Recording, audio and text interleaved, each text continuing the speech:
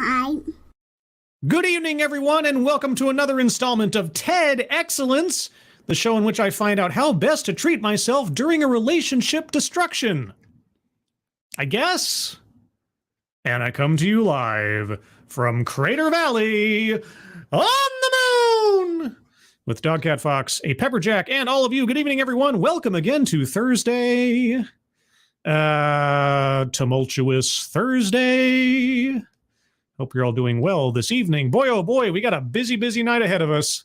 So let's jump right into it before I get to anything else. Who's joining me this evening on this exciting evening of evening?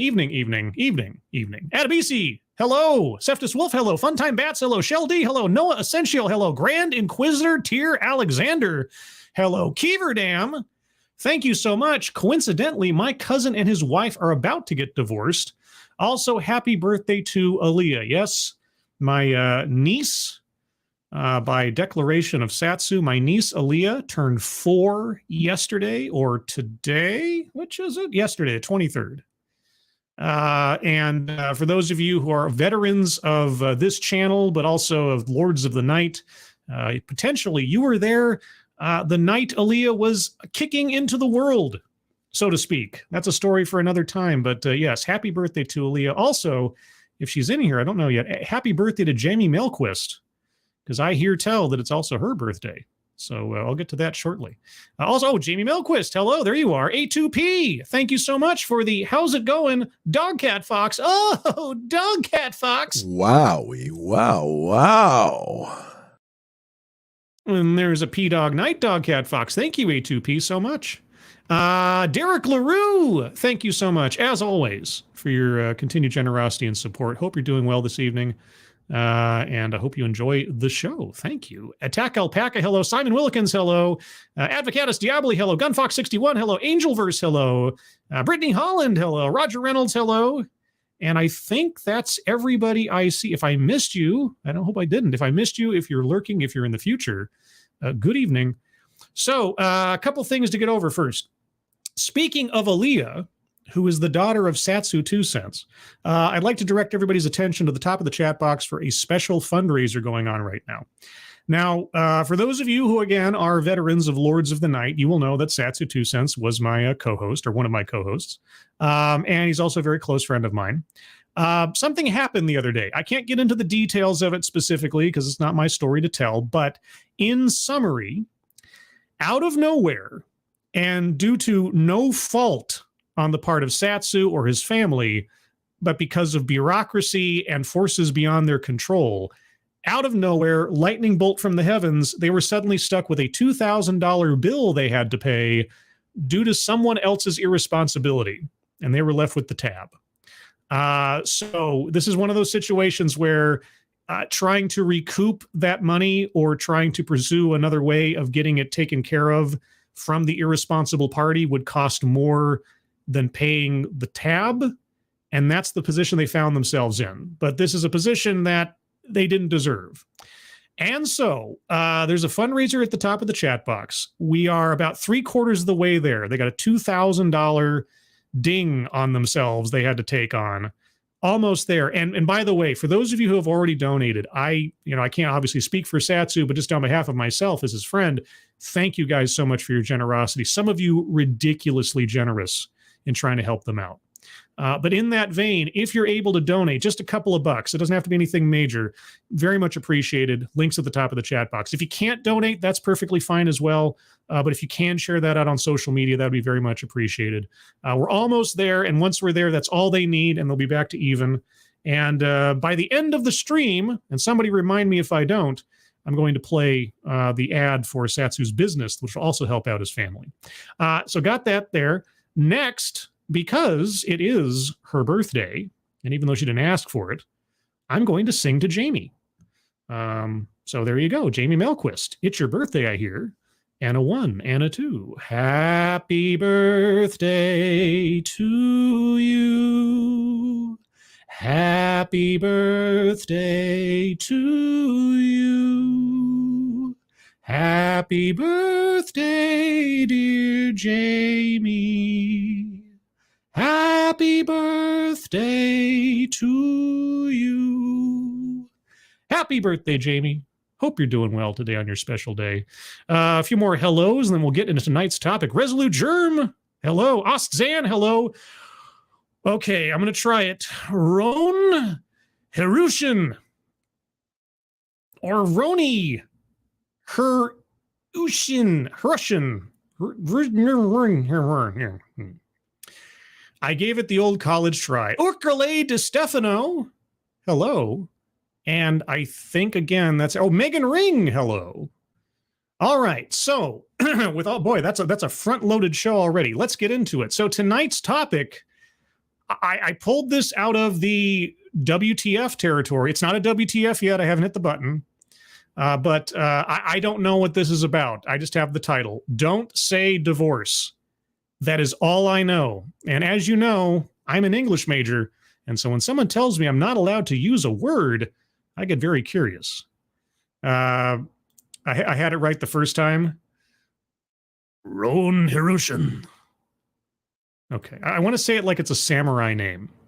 I mean, maybe that's just my Guaylo talking. I don't know. Yvonne Solomon and Ian.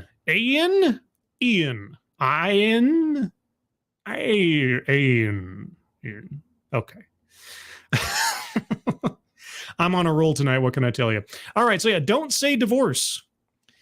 I don't know. This is a mystery box one. This isn't my usual fare. Has nothing to do, well, as far as I know. I mean, I have been surprised before by picking something I thought was a completely random topic and it ending up being something about DEI or restorative justice or something. But anyway, 17 minutes long, so we better get into it. Also, tonight's bingo card is bingo card A, which is, of course, the Fonz's favorite card, A. And if you'd like to join in on choosing the bingo card each week, you have to follow me on Twitter. That's scribe_. Sorry. I mean, you have to follow me on X.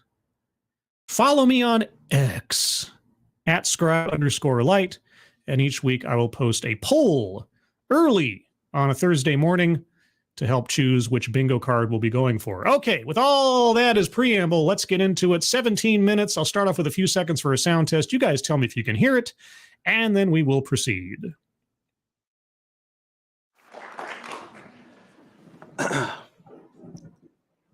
Well, marriage is hard. Love and marriage. You guys hear that okay? Let me know in the chat. Let's see. Yeah, I gotta do something for Aaliyah. It's her birthday, and I totally because I was so busy yesterday with other things, and my head was all full of other stuff, and I didn't see Satsu's tweet, and I should know this by now. I'm terrible with birth dates, by the way. I am terrible with them. It's not just Aaliyah, it's save for like those direct family members in my life, mom, dad, sister. I even my best friends, I have a hard time grasping other people's birthdays. I'm just terrible with it. Sometimes my own. Anyway, you guys hear that okay? Sounds good. Zashel D, Brittany Holland, Yvonne Solomon, Adabisi, Advocaz Diaboli, and Megan Ring. All right. Divorce, even harder. I think some of you know what I'm talking about, right? I don't know that from firsthand experience because 2 weeks from today, my wife and I will be celebrating 28 years of marriage. 2 weeks from today. Okay, so you've never gone through a divorce. And your presentation, I mean, as far as I know, sometimes they'll change the title for the sake of the TEDx stream or whatever, but it said, don't say divorce. Okay, so is this going to be like encouraging you to stick with it? Is that what that's supposed to mean? Don't say divorce? Guess we'll find out. Thank you, Kiefer Dam. Her birthday is it's today. Okay, well, the tweet was from yesterday, so I thought maybe this is my problem. This is my problem. Okay, well, by the end of the show, I'm going to sing Happy Birthday to Aaliyah and clue Satsu in on it so he can play it for her at some point and avoid all this other nonsense. Okay. Well, thank you, Kiefer Dam. I appreciate that. I thought it was the 23rd. Maybe it's because she went into labor on the 23rd. Maybe that's what it was. I don't know. Okay, anyway. So, yes, you haven't been divorced, but you've been married for 28 years. Yay. At least you'll clap at something first. Okay, so you might. Well, set the bar low. And not clap later. I think 41% of you are probably going to disagree with my title of the talk, Don't Say Divorce. And I'll tell you why I picked that number in just a minute. Oh, boy. But I want to share with you. Is that because 41% of marriages end in divorce? I'm guessing. I don't know. Something that happened to me about a little over a year ago. I was invited to be on a podcast. Actually, it's one of the top business podcasts in the country in Las Vegas, Nevada, in May of last year, right after I'd celebrated my 27th wedding anniversary. And as the person introducing me just said, I am an entrepreneur. I own several different businesses. Are you going to use this stage as a sales pitch by any chance? I've got a podcast of my own. And so I was invited to be on this business podcast to talk business. And for an hour, that's what we did. We talked business. But the podcast host knew that I had just celebrated my 27th wedding anniversary. And so just a small part of the show, he asked, hey, what's the secret? What's the advice? How did you make it? How do you do 28 years or 27 years at the time? Consistency. And I don't know what's the trick. What have I heard from other people? I've never been married, so I've obviously never been divorced. Let's see. Compromise, right? Compromise. And as all podcasters do, he took portions and clips of that talk and he pushed it out onto the internet. Clips of all of our conversation. Well, the clip where I gave my advice on how to stay married went viral. Oh, okay. It's a little loose, but I'm going to circle. I think I'm going to circle sales pitch for product or service, just a little bit. So circling free space and sales pitch for product or service. Let's go over the card one time to remind ourselves what we're listening for. Collectivize his own demographic. He might. Like married couples or married people or something. We'll see. Systemic or institutional. Childhood or family anecdote. Well, I think it's our 28th anniversary is coming up, etc. as a family anecdote. It's a circle in that one. Diversity, equity, or inclusion. Not yet. Plays victim. Not yet. Microaggressions or unconscious bias. Privilege. Contradicts own point or argument. Don't know what the argument is yet. Patriarchy. Could be. Weightless example. Wage gap. Or we're going to say something like income inequality of some sort. I'm still trying to figure out what to do with that square. Feminism, possibly so. Marginalized or marginalization. A list. I wouldn't be surprised if he gives us a list of tips for a good marriage or something. White supremacy, word salad, self-vilification or wretchedness, argumentative non sequitur, attempt to coin new buzzword or buzz phrase, mind reading or assumes motives. Again, I'd be surprised if we don't get there. Benevolent condescension, anecdote that probably never happened, and lastly, leaves out vital context. So far on the board, we have sales pitch for product or service, childhood or family anecdote, and free space. Proceed. I want to show you that clip. My wife and I made a decision when we got married 27 years ago that we would never mention divorce, use the word divorce, joke about it. It's not an option for us. Where I have friends who mixed company would say, yeah, my wife would divorce me if I did this. We don't make those jokes because we know that's not an option. So okay, so we're not even going to discuss a divorce. All right. I mean, that's an optimistic, I suppose, way of putting it. You know, it's like, especially when you just get married, it's like, okay, not even discuss it. Okay, well, I'll give him, for the moment, I'll give him the benefit of the doubt. You know, you're being as optimistic as possible at the beginning of things, and you make an agreement to try to work through your problems. That's fair. I'll say that's fair. Burn the ship. We burned the ships. They were not, that option is not on the table for us. So when we have fights, which we do, like when we get upset with each other, we make sure that is not an option. We got to make this work. We're right. Now, that clip, as I said, went viral. If you say so. I mean, does viral really mean anything anymore? You know, so I can't count how many times I've been told things went viral that I'd never even heard of before. I really, in the flotsam of the internet, in the glut of clicks and content, I don't think going viral really counts for anything much anymore. 30 million people watch that clip.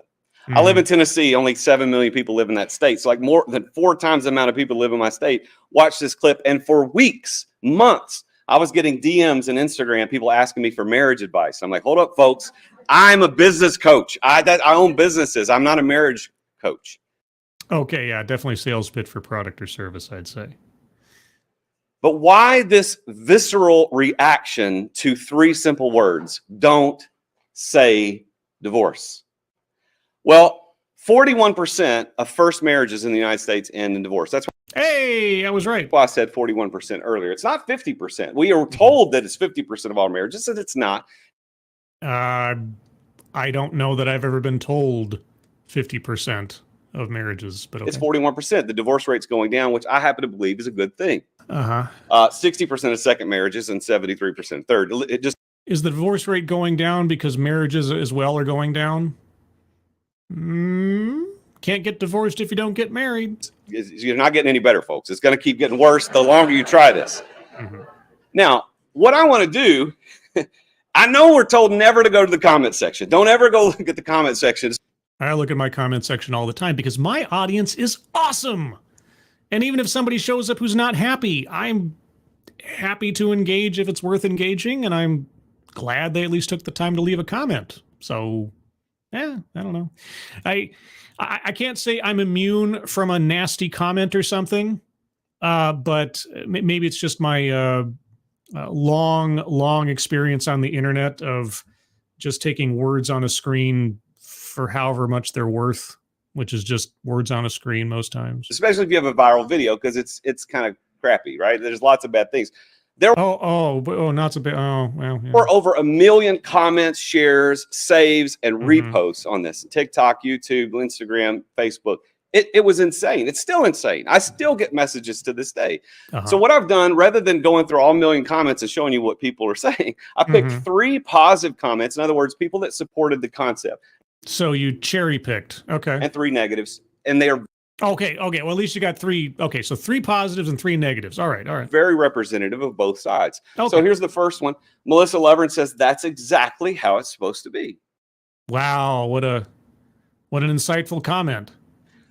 Jessica, I like to eat cake too. High school sweetheart celebrating over 30 years on July 4th. Okay. We were both products of divorced parents. We have committed to making sure that's never an option. Divorce is never an option. Okay. We have always made an effort to love and commit to each other. Because of that, it's a whole lot easier to commit to our kids and focus on them. And we raised 2 amazing kids. What if you're absolutely miserable? I mean, what if you're totally miserable, but you know that there is no escape hatch because you've decided we're not going to talk about divorce?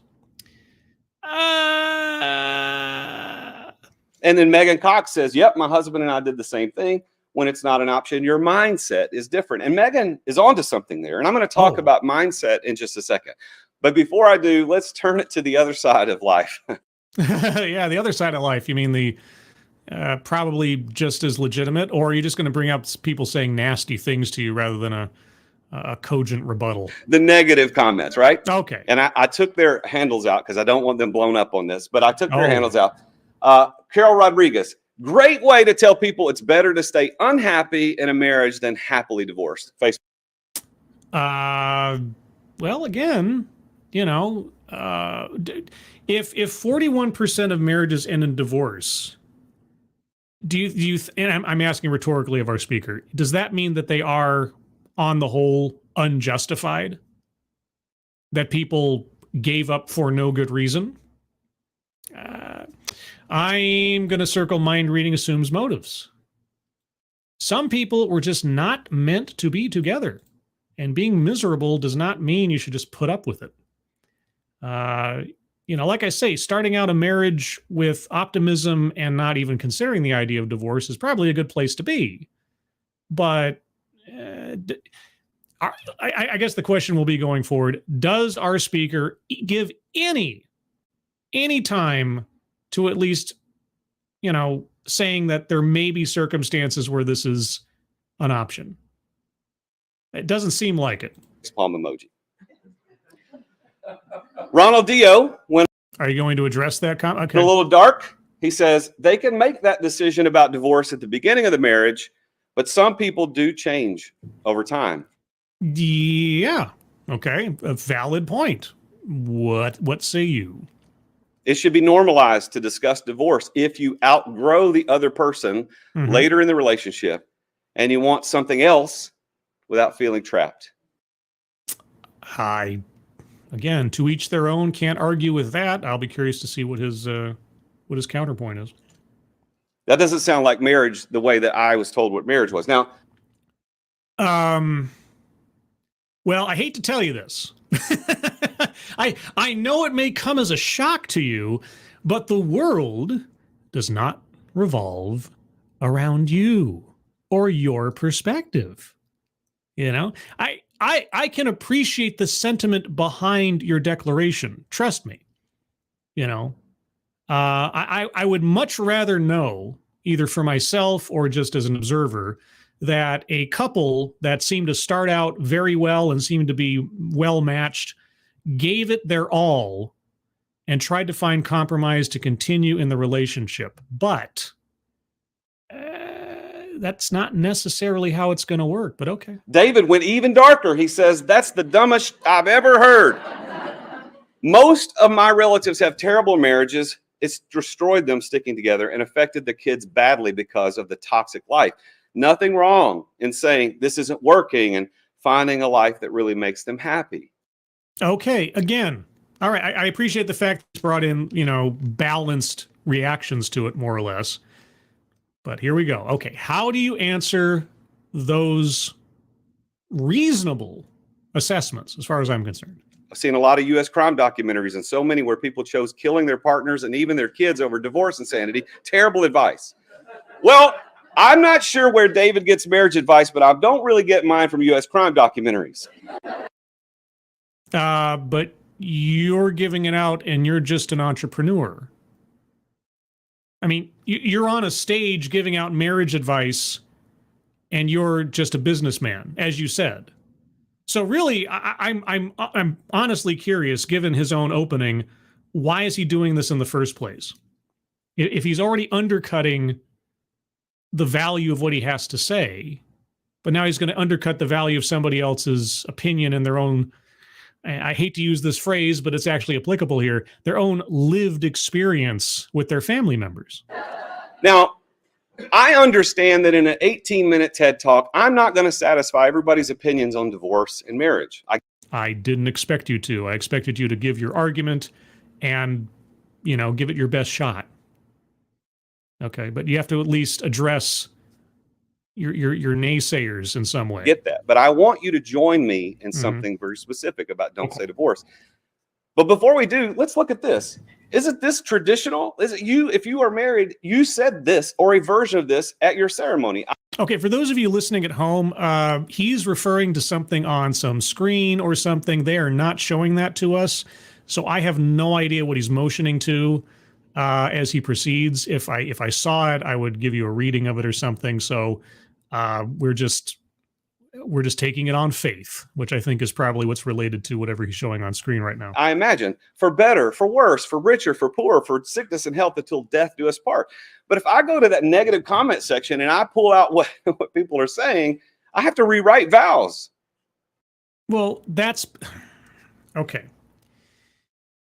Of course, at the beginning of a relationship, your optimism, hopefully, is relatively high. You've found your match. You've found your mate. You don't have any reason to think that it's going to end in failure. Hopefully. Right? But there's a difference between an aspirational goal and reality over time. Can you at least understand that you may have been the luckiest schmuck on the planet, right, to find your soulmate, your match? You've weathered every storm. You've gotten past every hardship. You're still A-OK, 100% together on everything, through thick and thin. You might have lucked out. Can you at least imagine that you are in the minority of lived experiences? I'll just keep using that phrase because why not tonight? I take you to be my lawfully wedded spouse, to have and to hold until something better comes along. That's not, okay. There's a difference between circumstances at inception and circumstances over time. Okay, it's an investment, right? It's an investment of your heart. It's an investment of your life. And sometimes that investment pays off. Sometimes it doesn't. You don't go into it hopefully thinking it's going to fail, but it might. you know? And it might to the point where you are less happy in it than you would be without it. Okay. I promise to love, honor, and cherish you as long as you don't get on my nerves too much. I vow to stick with you through thick and thin, except for those times when I can't stand you anymore.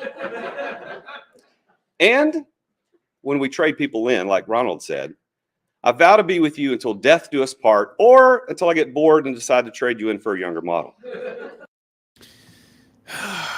Okay. Now, I mean, I could repeat myself, but there's no point in repeating myself because I just be repeating myself. But before I get to repeating myself again, Ron Harushin, my fiance divorced her ex-husband because he was abusive to both her and the kids. By his logic, should she just have endured it and lived in a miserable marriage? Well, that's something else that I'm curious to find out if he addresses at all. At all. If it's an abusive relationship, you know, whether physical, mental, or otherwise, if it's an abusive relationship, objectively so, don't say divorce. But thank you, Ronan. I keep wanting to say Ronan because I'm like, my brain is pushing the beginning and the ending of your names together, and I want to say Ronan. If I ended up making that accidentally your nickname on here, would you hate me? But okay. All right. So now I know these are funny, little nervous laughter from people, and they're divorced people in the room, people listening and watching this online. But here's the thing. This is how you would have to write the vows if you go with the people who say normalize divorce. No, that is not how it works, Buckaroo. Okay? No. You are failing at the beginning of this.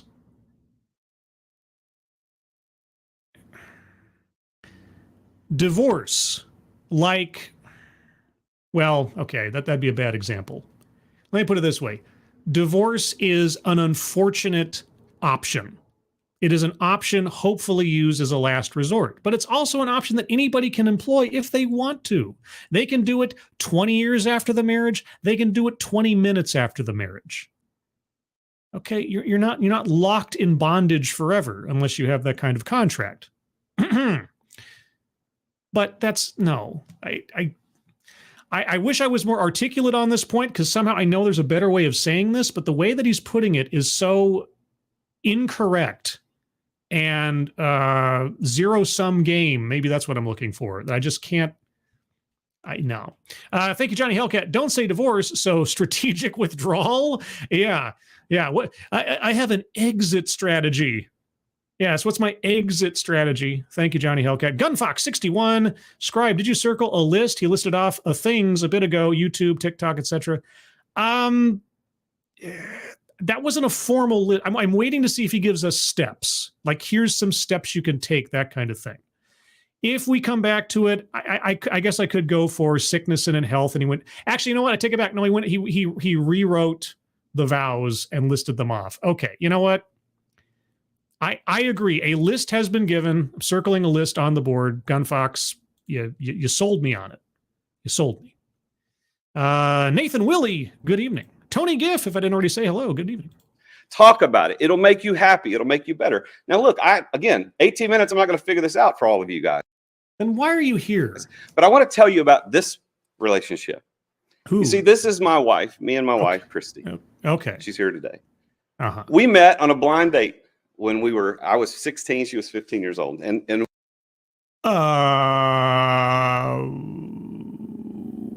okay. The way we met, I'm going to tell you the story. My friend Jerry and I used to go to the swimming pool at Pleasant Green Swimming Pool in Goodlettsville, Tennessee. And we would jump off the diving board at the deep end and splash the girls who sat along the deep end saying, "Don't splash us."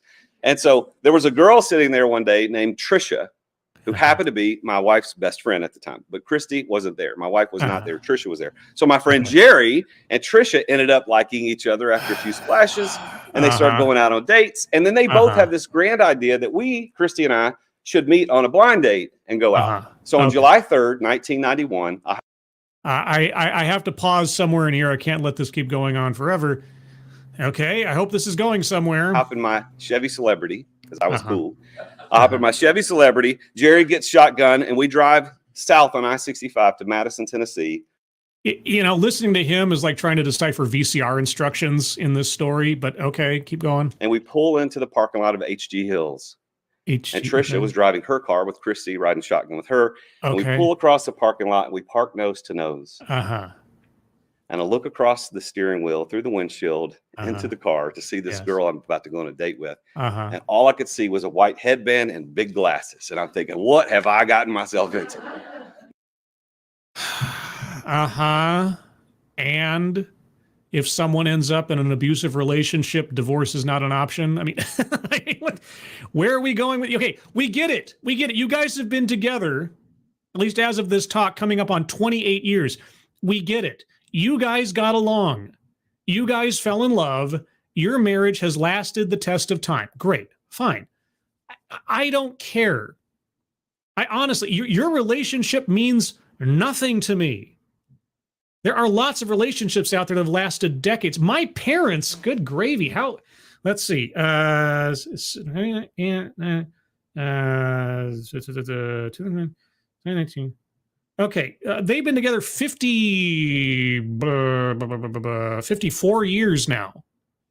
Okay, my parents have been married together for 54 years through, and I can tell you, no uncertain terms, thick and thin, up and down. Sometimes the downs were just downs in the circumstances that befell my family different times, or individually on health concerns, all types of stuff.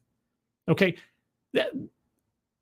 you don't have to sell me on the idea of a long-lasting relationship. You have to sell me on the idea that marriages are permanent and should be always. That's what you have to sell me on. And you've spent 8 minutes not doing that. So hurry up. Now, listen, it's early 90s. You can get away with that style. So Jerry and Christy swap places. Jerry gets in Trisha's car.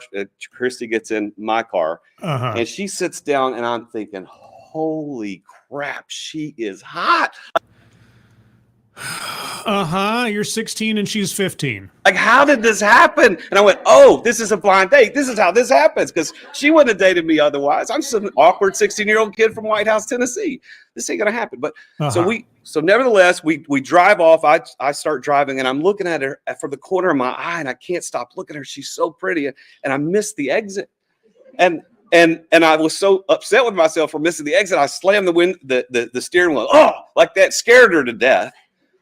Nevertheless, we had a great first date, dated for almost 4 years. I asked her to marry me on her 19th birthday. We were married in May the following year. And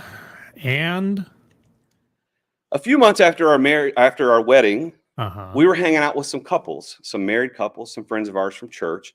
And one of the couples was a few years older than us. And during our night together, they kept saying, well, if you do that, I'll divorce you. And they were joking. It wasn't serious. Okay, so they were joking. You knew they were joking. This is starting to remind me of the attack against comedy by social justice over the many years. Like, don't even joke about something bad. Right? You're not even allowed to joke about something bad. Thank you, Johnny Hellcat. So she dated down. Way to go. Oh, boy. Yeah, well, I don't know. But, okay, you're not allowed to joke about it. They kept saying it over and over and over again. And it really bugged you. It hurt your fifis. And ironically, they're divorced to this day. To today, they're divorced. Ironically? Oh, okay. You mean so they were part of that nearly 50% of marriages. So it wasn't all that unusual. Tom Jones. Okay. But I remember getting back to our crappy little apartment. Do you think because they were joking about divorce is why they got divorced? Do you think that simply invoking the magic word is going to doom them? And Christy and I talked about this. We thought that didn't make us feel comfortable. We were brand new, like newlyweds. Oh, you didn't make you uncomfortable. Oh, were your fifis hurt? Oh my God. Did somebody say something? So was your marriage suddenly damaged because somebody made a joke about divorce? Is that what happened? Psychic damage occurred? And yet we got this couple saying, I'll divorce you if you do that again. And we made the decision then, don't say divorce. We weren't going to use it as a threat. It wasn't an out. It wasn't an option. And we committed to that. Well, good for you. And we have ever since. What if you were a raging alcoholic? Would you, in your right mind, expect your wife to stick with you all the way through? Or what if your partner just constantly cheated on you? Would you anticipate that marriage to last if one side of the equation, let's say, was being unfaithful and or duplicitous?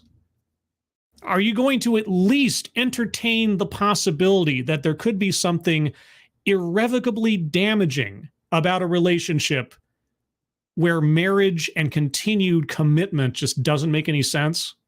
The power of our words is more than you imagine. Oh, jeez. What you say, you're going to bring to reality. Oh, it's like The Secret? Oh, the power of negative thinking. You know, the only killing word is muad'Dib. All right, outside of that, I don't know. But okay, so we have the reverse secret here. All right. This guy here, if you don't believe me, this study is crazy. I wish I could see what it is you're looking at. Masaru Emoto, I'm probably mispronouncing his name, did a study in the early 2000s on the effects of words on water. And this is crazy. If you've never heard this, you got to go look this up. Okay. So he takes a bowl of water yes. and he says nice things to it.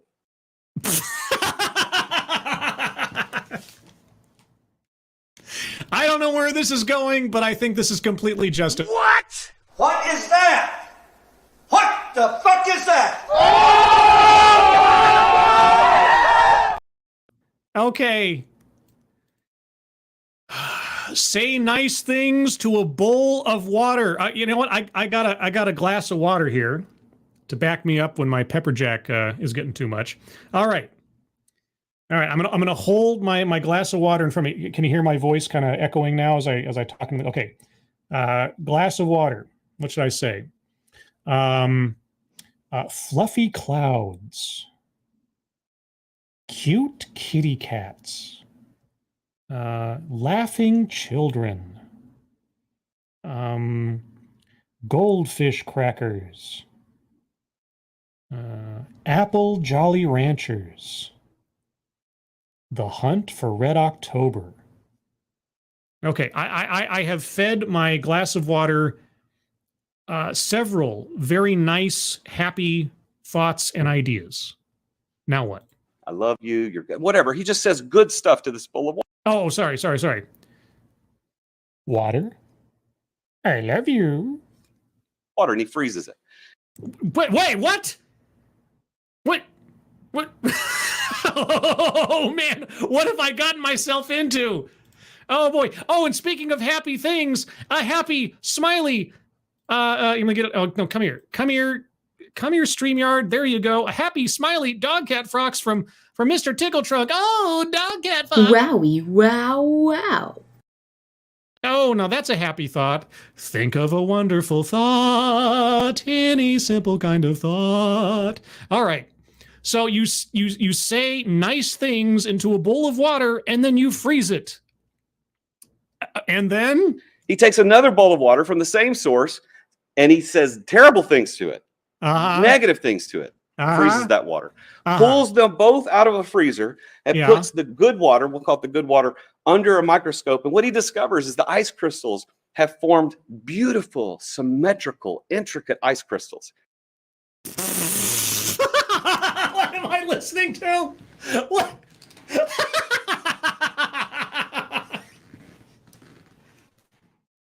Oh no! Oh no! Oh, good golly, Miss. What the fuck are you talking about? What the fuck is this? What the fuck is this? Right? It just. Oh man, I did not expect this. Thank you again, Mr. Tickle Trunk. I just got here. What the heck are you doing? I don't know. We were talking about divorce. Now we're talking about magical good vibes ice crystals. Okay, please tell me that the water with the bad vibes formed skulls or something. It's gorgeous. And when he looked at the other one, he was shocked. He was shocked. What, electricity came out or something? Thank you again, Mr. Tickle Trunk. Okay, I regret asking. Now, you're learning about the same time I am. There was no preamble to this. There was no lead up. It was the equivalent of don't say a joke I don't like. And now we're at magic water crystals. Because what he found were deformed, asymmetrical, and subjectively ugly ice crystals. Okay, so unfortunately, our researcher, you know what he did? He inflicted psychic damage onto those water molecules. Psychic damage on those water molecules. Question for our speaker. If all I did every day to my resident bowl of water was inflict negative vibes onto them, should I stay married to the person giving me negative vibes and giving me deformed ice crystals? How is that possible? I honestly do not know. How is that possible? Could it be wishful thinking? With only words being the only difference between the two experiences. If you say so. I'm circling anecdote that probably never happened. Okay. And leaves out vital context. It's just, I'm also inclined to circle benevolent condescension because I'll wait a minute. I'll wait just a minute. It's because our words have power. Oh, yeah, benevolent condescension. Okay. All right. This was unexpected.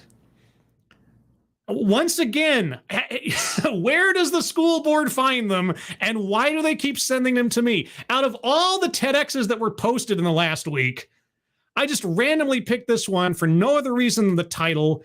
I was thinking I should try to find something that's outside my wheelhouse or a complete rando. And here we are. And I can't even accidentally find a even-keeled, sane, compelling argument. I just end up getting, oh, TEDx, my cup runneth over. Napoleon Hill in Think and Grow Rich in 1937 talks a lot about positive affirmations and saying what you want to accomplish. Okay, yeah, you're talking about the power of positive thinking. You're talking about The Secret. You're talking about, Bob Proctor, a motivational speaker and author, always talked about this power of vibration and what level we vibrate on. We attract that. We're in vibrations. Okay, do you want to sell me a magic crystal or something? Or a tuning fork? Now, am I going to find a study that says if you say divorce in your marriage, you're going to get divorced? No, I'm not going to find that. But I'll certainly imply it with my previous anecdote. I'll certainly imply it with this whole frozen ice thing. No, I'm not going to say that. I'm just going to suggest that that's what's happening strongly through whack-a-mole quackery. Okay. But here's what I will find. The Journal of Marriage and Family in 2013 said this: couples who had negative communication patterns such as criticism, contempt, defensiveness, and stonewalling were more likely to get divorced. And the source of those things was what? Were they all illegitimate? Or was it just they didn't care? How do you know? You can't know. So just put on a happy face, fake it till you make it. Even if you're miserable inside, just play along. Is that your advice? Because that sounds like what your advice is. And Merton in 1948 wrote, the concept of self-fulfilling prophecy suggests that when we hold a belief or an expectation about something, our thoughts and actions can actually influence the outcome. Wow, you don't say. Golly gee whiz. So divorce isn't an option because it might be an option? Am I getting this right? So when we want to normalize divorce, as Ronald said in the comment, it's not normalizing divorce, dude. Come. And besides, okay, well, here's the thing. Why not? Why not? Why shouldn't someone have an out? Someone should just be compelled to be matched with somebody in perpetuity? What about an arranged marriage? You think somebody should be stuck in an arranged marriage that they didn't choose? Don't say divorce. All right? You think somebody should be stuck in a marriage of convenience or something, or a shotgun wedding or something like that? Just because? If somebody's pressured into something they really don't want to do, but they say, I do anyway, and then 6 months later, they're like, I don't want to be here. I don't want to do this. Don't say divorce. I don't know. I have either witnessed firsthand, or, obviously there's plenty of examples in the outer world outside of my personal experience, relationships that should have ended probably a lot earlier than they did because they were bad. They weren't healthy for anybody. And it wasn't for lack of trying. Thank you again, Johnny Hellcat. Normalize screaming at water. I guess. Yeah, instead of saying divorce, scream at a bowl of water and freeze it. That'll trap all of your negative emotions in that water, and you won't have them anymore, because that's how transubstantiation of emotion works in our speaker's world or something. and we got to outgrow people and find people that we like better at some point. You're speaking that into existence. Okay, so your advice is once you get married, it's stuck forever. You're not allowed to be unhappy. That's what you're saying. You are not allowed to be unhappy.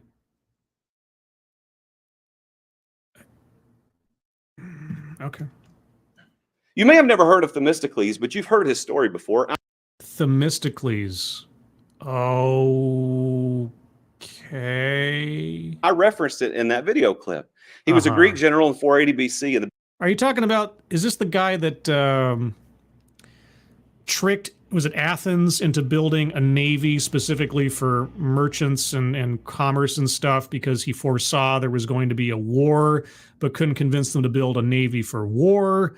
So instead he tricked them into building the merchant navy. Is that it? I think that's what it is. I'm really, really reaching back in my mind. the Battle of Salamis, fighting against the Persians. And he arrived on shore in his boat with all his men, and they unloaded the ship. Well, there's a much more interesting story that takes place before that, but okay, I guess it's not relevant here. And they get on the shore, ready to fight. Uh-huh. And he realizes that he's outnumbered. Uh-huh. And he had to motivate the men to fight valiantly. So he burned the ships. Yes. And I think that's also an example. Well, it's a different version.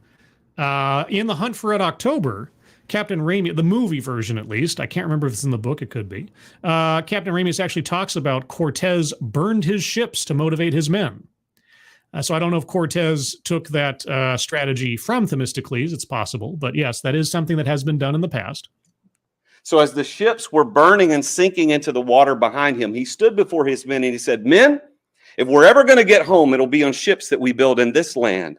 And if we are to build ships in this land, we must be victorious." Yes. I suppose if you have a captive audience and they have no other option but to try to survive, and you take away any chance of escape.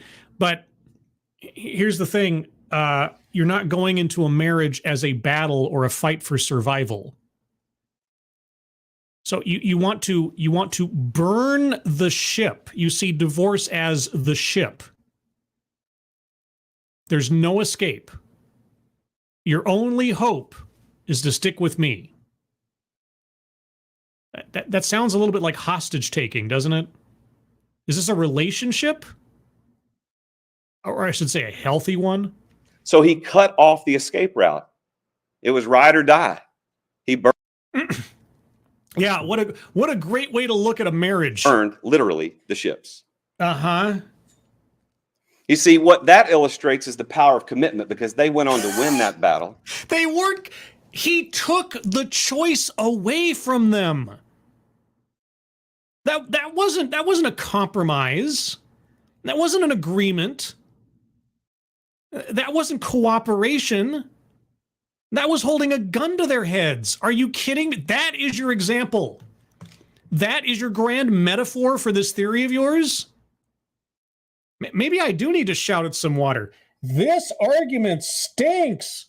Ah, the water. Because they were committed.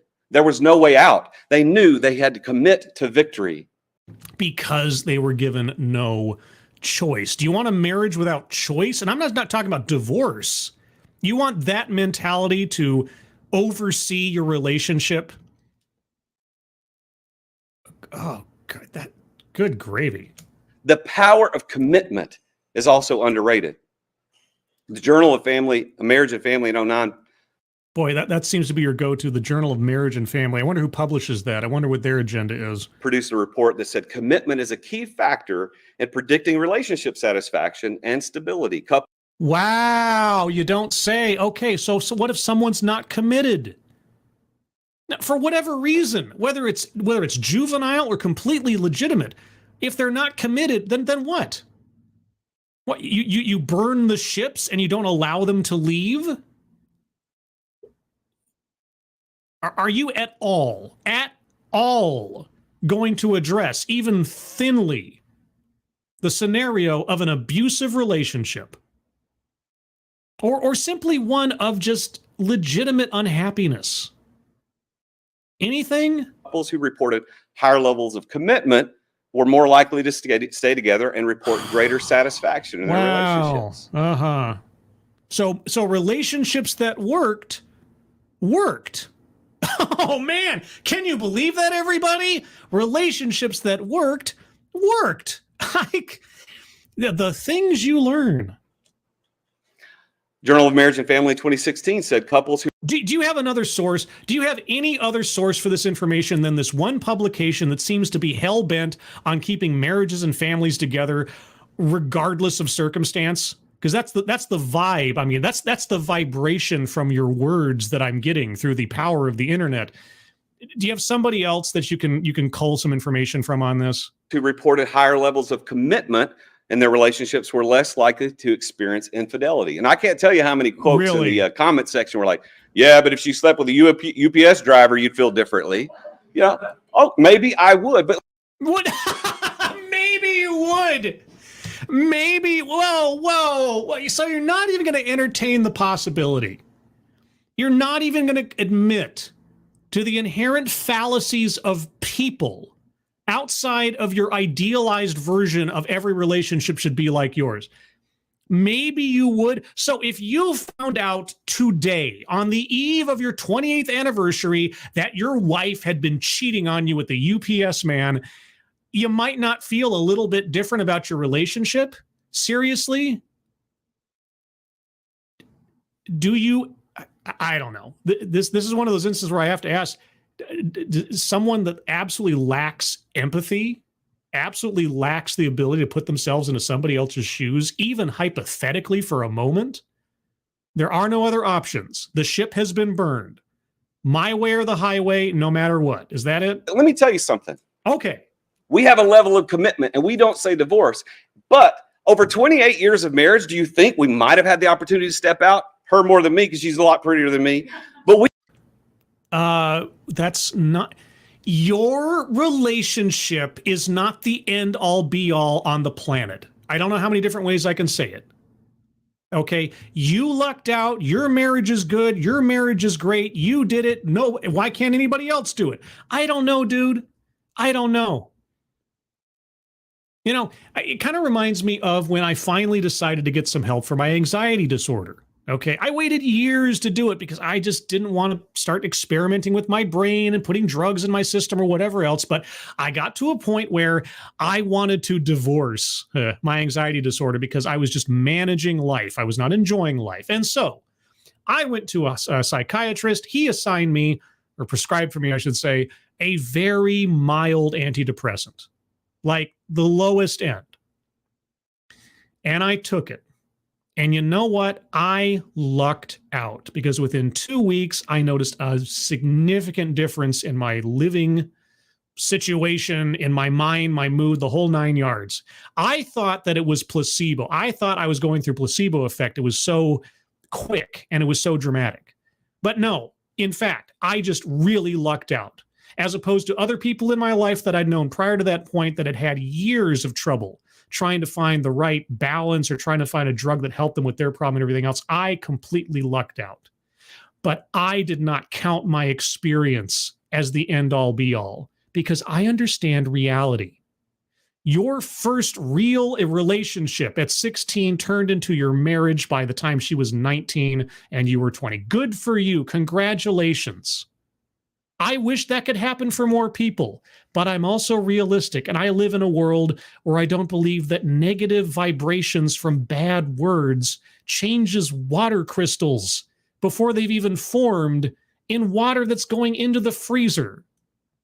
We didn't take those options. Why? Because we are committed. We're in. No matter what? No matter what. Okay. That's what marriage is supposed to be. Supposed to. Yeah, ideally.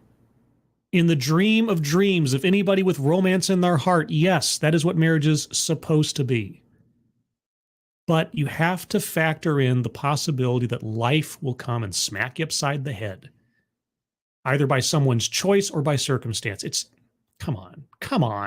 Thank you, Mr. Tickle Trunk. What if you put your D in the water instead? Oh, well, then the ice crystals get all sorts of rude. They form into strange, mildly erotic shapes. I guess. I don't know. The best piece of marriage advice that I ever got in my entire life is this. Okay, what is it? What is the best piece you ever got? Marriage is not 50-50. Marriage is not 50-50.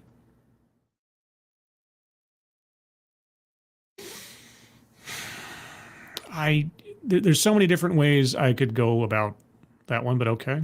You see, if you go into marriage with 50-50 as your idea and something doesn't hit 100%, you will never for a minute think it's your 50% that's not working. You'll always think it's hers or his. I mean, my first interpretation of that is that it's a shared experience. You're both lifting the load equally, right? That's what my thought was when I hear like a marriage is 50-50. Or are we talking about the chances? But if the actual marriage of committing to a marriage or making a marriage work, yeah, there has to be a balance. There has to be compromise. There has to be a sharing. It's not. I could be wrong, but it feels like our speaker is very much wanting to twist everything that isn't perfect into the most terrible thing ever. So I don't know. I am losing my words. I think I lost them to the water. Bring me back my words, water. I need my negative vibes back. Give me back Red October. At least give me back Red October. Please. Be nice, water. Marriage is 100. And therefore, if we're aiming for 100% and we're not there, whose fault is it? Mine. No, the endeavor of marriage is a 50-50 carrying of the load, dude. Okay,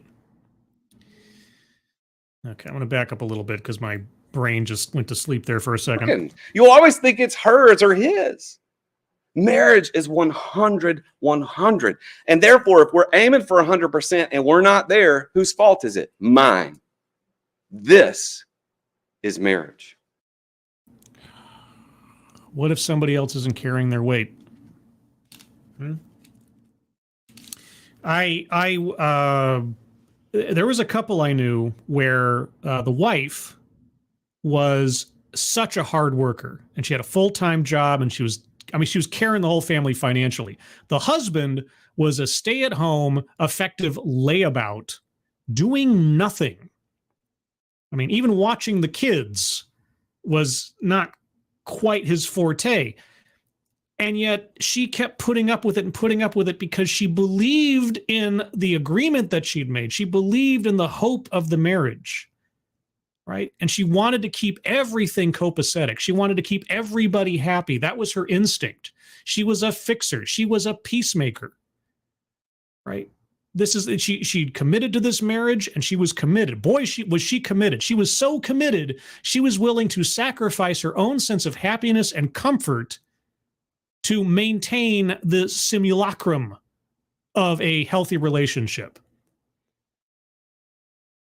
So would you say that that's a situation that should have just gone on in perpetuity? I wonder. Oh boy, she was committed, all right. She gave her 100, for the sake of the marriage, she gave 200%. But by her belief, she had to do it. It was her responsibility. Anything that went falter, she had to fix it. Is that healthy? Is that a marriage you think should last? Keep going? I don't want you to say divorce because I think marriage deserves that. Marriage does not have any feelings. The people involved do. I'm not going to upset marriage if I never get married. I'm not going to upset marriage if I do and then get divorced. Marriage, we are on the train to Crazy Town. Marriage should be 100, 100. Should, woulda, coulda. Don't say divorce. I want to read to you as I finish up today part of the vows that my wife and I. Oh, for crying out! I don't care. I don't look. I've already seen the ending to this story. You're married 28 years. I've said it too many times already. I'll say it again because it's my show. Your marriage is not the end all be all of the world. Your marriage is not the center of relationship universe. Okay? It just isn't. Repeat it to each other. Part of our ceremony 28 years ago. Okay. All right. Tell us the perfect set of vows. These are written by a man named Edmund O'Neill. They're not even your vows. Okay. Marriage is a commitment to life. Okay. The best that two people can find and bring out in each other. It hopefully so. Offers opportunities for growth and sharing that no other relationship can equal. I don't know that I'd say that necessarily, but okay. It's a physical and emotional joining yes. that is promised for a lifetime. Yes.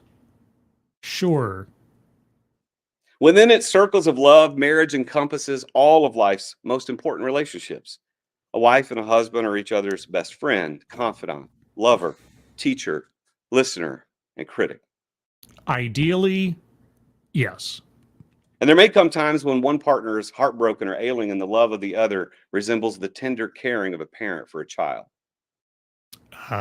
Could, sure. Marriage deepens and enriches every facet of life. Unless you're not happy. Unless for whatever reason, whether you agree with it or not, someone is not happy. Or in the most extreme, where someone's actually being harmed in an objective way. Happiness is fuller. Memories are fresher. Commitment is stronger. Even anger is felt more strongly and yet passes away more quickly. Okay, dude, I really don't want to be a broken record, even though I already have been. Marriage understands and forgives the mistakes that life is unable to avoid. Marriage is not a sentient entity. Marriage does not heal all wounds simply because it is a pact you have made. Okay? It's about the people. It's not about the institution. It's not about the concept. It's about the relationship between two human beings who are inherently flawed because we are human beings. And sometimes decisions are made hastily. Sometimes there are inconsistencies or incompatibilities that are not known at the time of joining that come about later on, that might be serious or small or lead to small or large changes in the relationship. That's got nothing to do with someone's hopes and aspirations at the beginning. That's life. It encourages and nurtures new life, new experiences, and new ways of expressing love. Yes. That is deeper than life. One can hope. And when two people pledge their love and care for each other in marriage, they create a spirit unique to themselves. Yes, and it can change ice crystals. Wait, what? Which binds them closer than any spoken or written words. Oh, okay. Marriage is a promise. Yeah, but it's not magic. It is a promise, but it's not magic. A potential made in the hearts of two people who love each other. It takes a lifetime to fulfill. If you're lucky. If you're lucky. Let me clarify something. In my heart of hearts, in my most romantic of romantics, I wish that everybody could have as solid and as long-lasting a relationship as our speaker. And I truly do hope that his relationship, as idealized as it is in his own mind, is actually a happy one for both him and his wife and his family. I really do hope that. Okay. But I am too well experienced, both observationally and personally, in how people work sometimes, myself included, and it's just not a guarantee. And speaking some vows are not magic words. I am the real Jason Duncan, and I'm asking you to join me. Don't say divorce. Thank you. Okay, that was probably, I don't know. I can't put a scale on it. But not even attempting to address the 3 negative comments that he did select to at least show something of the other side on the argument was something else. But also not to at least concede that some relationships are irreparable for reasons that would be understandable to anyone. Okay, I don't know. I will hold off now because I've said my piece more than enough. We're going to move on to the bingo card. So I'm going to go over the bingo card one more time by myself. And if you guys have any arguments for squares to be circled, let me get updated here. There we go. That's the bingo card as I have it. Let me zoom in on it just once here to get a little bit higher up in the... I think I can do it one more time. Can I do it one more time? One more time. Okay, there we go. This is the bingo card. Let me go over it one more time. Let's see here. Collectivize his own demographic. Yes, he is in the, what is it? The 59%.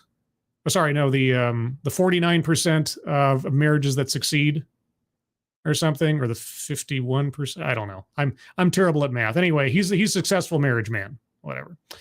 So let's circle that one. Systemic institutional, the institution of marriage. He might not have said the words, but let's be honest here. He spoke about it in such terms. Diversity, equity, and inclusion. I could be a jerk and say inclusion is part and parcel with marriage, but that was not the spirit in which any of that was expressed. I don't think it's going to fly. Also, it's a bingo square, so if there is going to be a circle there, somebody's going to have to give me a really compelling argument. Plays victim. Yes. Oh, someone said a joke about divorce and we got uncomfortable. Oh no. Oh no. Microaggressions, unconscious bias. No.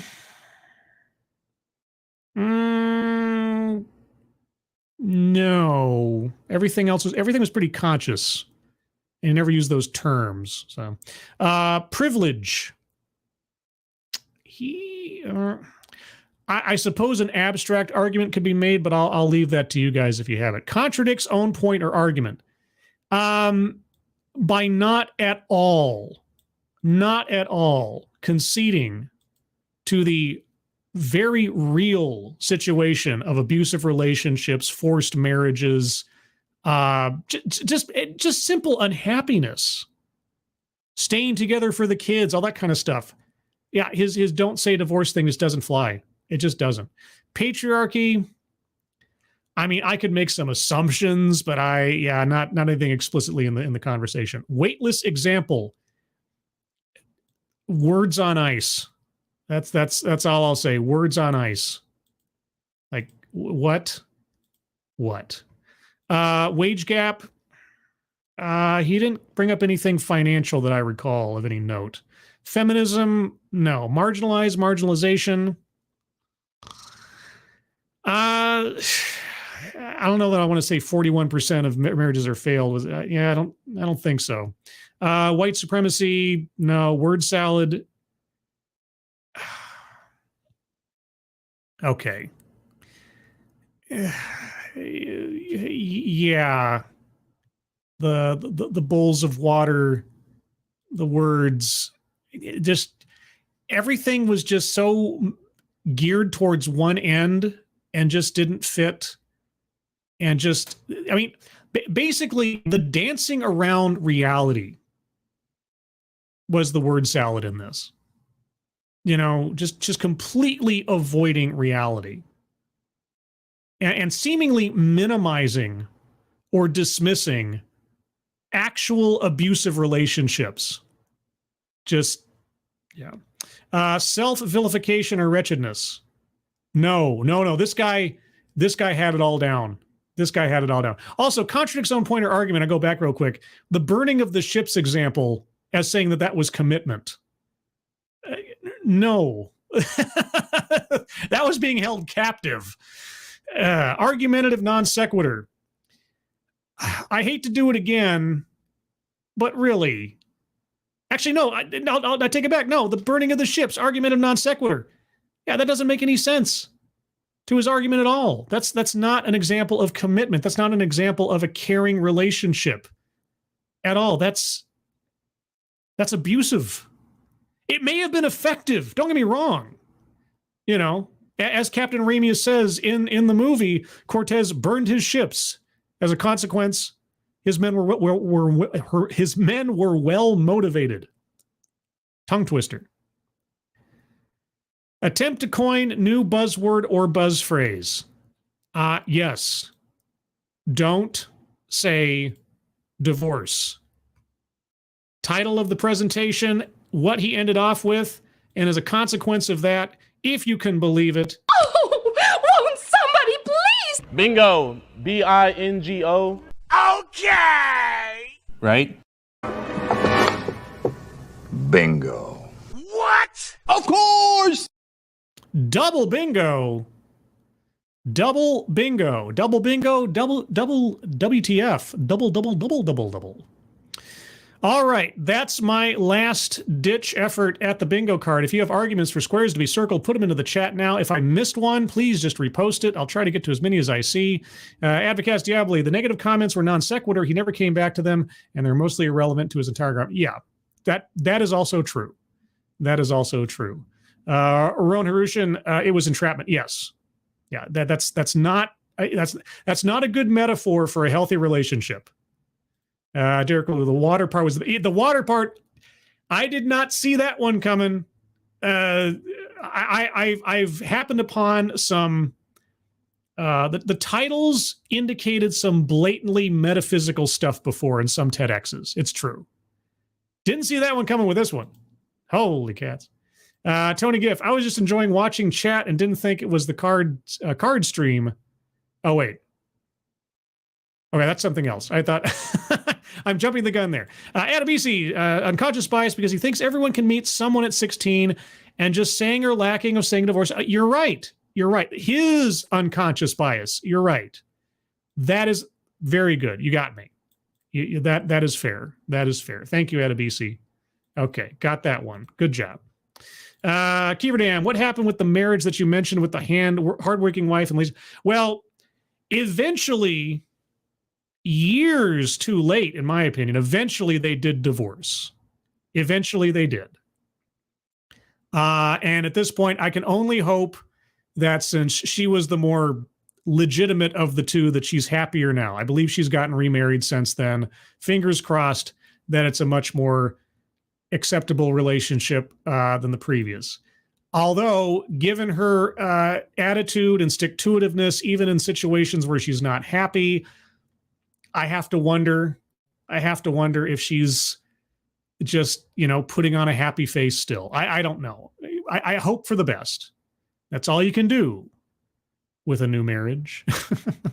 Assassin of the Gray, this guy is delusional. The woman is rewarded for getting bored and frivolously filing for divorce and denying a man his children. Yeah, that also happens too. Yeah, divorce is not necessarily a happy thing just for one person or the other, and it can be used as a tool. And this guy, like I say, he's living in a dream world of his own luck, I think, or his own, I don't know, wishful thinking on behalf of others. He might have lucked out. But man, Adabisi Scribe, my vows are not my vows. That's a sales pitch. Well, okay, but I already circled sales pitch. So yeah, okay, sales pitch for somebody else's. Yeah, that's true, but I already circled that one. Assassin the Gray. At 16, I was too busy trying to avoid getting shanked by Puerto Ricans in school who hated white boys. Oh, jeez, I didn't have time for relationships. It was survival. I burned my ships. Thank you again, Derek Lou. Just a reminder, play Satsu's ad at the end. Yes, I will do that. I want to finish up the bingo card here. Thank you, Derek. I did remember, but you reminded me, and I appreciate it. I asked for it, and you delivered. Thank you so much. Advocatus, as the Greek playwright Aristophanes wrote in the Frogs, Brechekax, Coax, Brechekax, I too can bring up pointless Greek stuff. Yeah, it was a bizarre metaphor. And the fact that he seemed so oblivious to the actual circumstances and dynamic he was describing, as opposed to what he was arguing for, yeah, that doesn't make any sense. Really didn't. It was almost, I would say, in terms of the presentation, the Themistocles example was almost as mind warping as talking to water, almost. Poker Pierce, thank you so much. Satsu sells this chicken seasoning that is perfect. Yes, it's true. He does. And while it's on my mind and the minds of others, let's take a look at that. This is my friend Satsu, aka Chef Tyrone, founder, owner, and CEO of Oshi Fried Chicken LLC, featuring a new line of seasoned flour mixes. Chef Tyrone's seasoned blends are the perfect gateway to delicious fried chicken or any other protein you might want to use them on. These recipes were painstakingly tested in Tyrone's home kitchen to bring you the fantastic flavors that you and your family can enjoy. The current flavor lineup includes original, spicy, and lemon garlic herb. You can buy individual packs of your favorite flavors or save some money by ordering a variety bundle all through the online store. Go to www.oishifc.com and order today. So there you go. That's Satsu's business. Now, checking the fundraiser real quick. We're at $1,360 of the $2,000 goal. So we just need $640, and then we'll be set. Alternately, of course, if you order some product from Satsu through his online store there, that will also help out the family. But yeah, so let's see. Let me check here. A couple of let me do some thank yous on here while I see it. Jessica, on the off chance anybody's listening who donated, Jessica Chappell, Devontae Williamson, Nicholas Crowell, Matthew McBride, Alexander Williams, Daniel Wah, I hope I'm saying that right. Shannon Allen, Keeverdam, yes, Jennifer McKidd, Nicholas Crowell again, William Moore, Massive Dynamics. Let's see, Robert Doe, Alexander Williams, Pissed Off Shih Tzu, Weebo Jones, Stuart Sopko, and I think that's everybody I say. A bunch of other anonymous, and of course, on here somewhere. It's not listed for some reason, but John Miller out there. Thank you so much. Really appreciate it. But yeah, so there you go.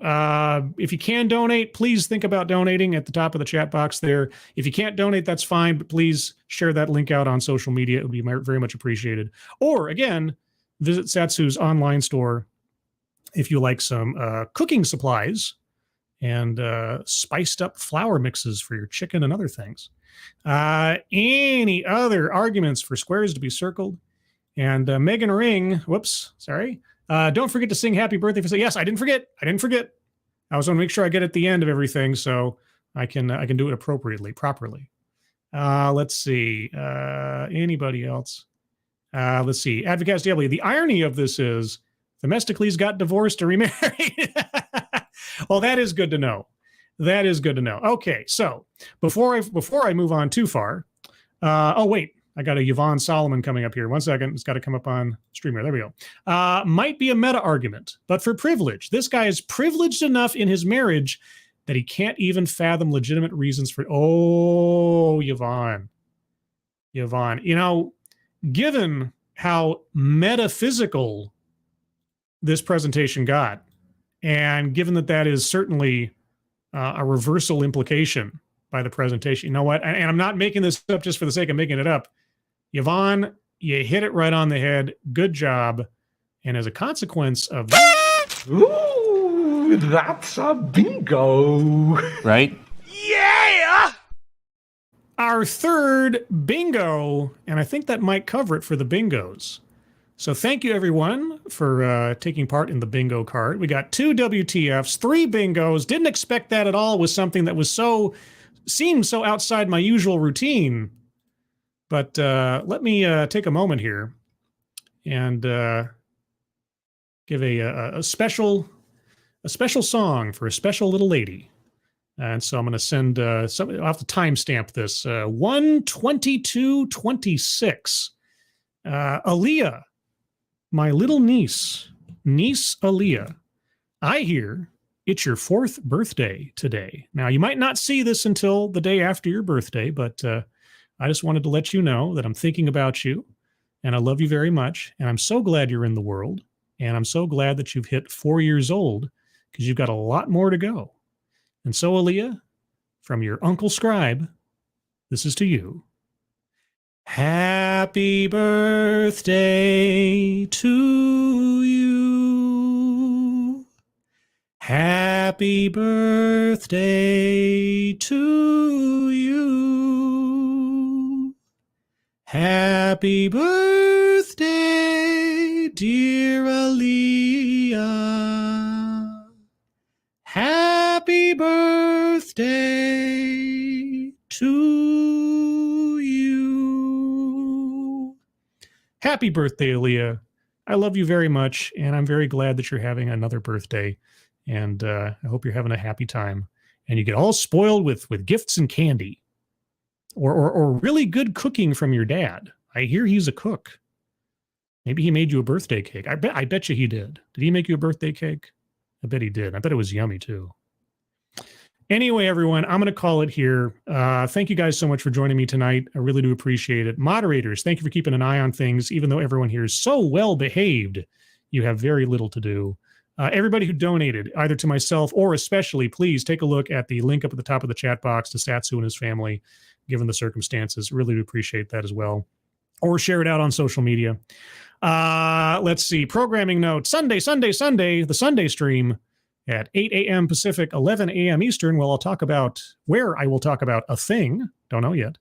Also, 5 p.m. Pacific, 8 p.m. Eastern on that same Sunday will be the next installment of Book Review of the Vampire, where my friend Leonora and I will take a look at the next section in The Vampire Lestat.